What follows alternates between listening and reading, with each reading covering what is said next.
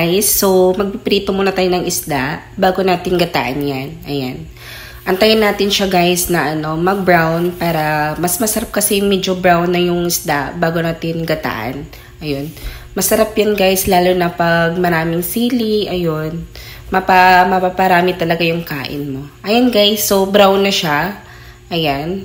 Medyo may siya. Ayun. Yan, sarap yung gataan. So, atayin natin guys na maluto yan. So, ayan, lagay na natin ng yung bawang, sibuyas, tsaka yung loya. So, pipritohin na natin siya. So, hindi ko na siya nilinisan yung guys kasi malinis naman yung yung pinagpritohan natin kanina. So, sayang din kasi pag itapon natin yung mantika, di ba? So, ayan. Ilagay na natin yung isda, yung pinirito natin kanina. Ayun. So, antayin natin din yan siya medyo kumulo yung mantika. Tapos, ilalagay na natin yung gata. Yan yung fresh gata, guys. Tinatawag nating kuko mama. Ayan, masarap yan siya. Lalo pag maraming sili. Ayan, ubos talaga yung nyo dyan, guys. Yung bahaw na kanin. Ayan. So, never ka na yan, guys, ha? Never ka na maghahanap ng ibang ulam pag yan na ang nauulam mo. So, ayan, nilagyan ko na ng sili. Ayun.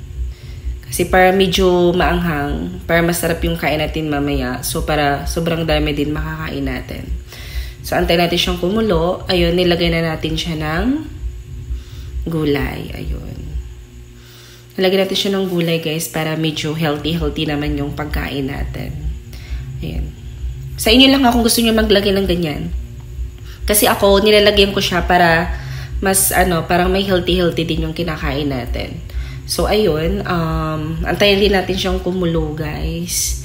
And then, minimikos-mikos ko lang yan. Tapos, nilalagyan ko ng magic sarap. Ayan. And then, ayun. So, lagyan ko ng black pepper.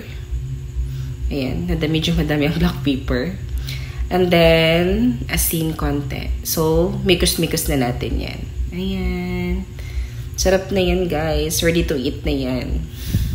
So, antayin natin siya maluto. So, ayan, medyo makulo-kulo na siya.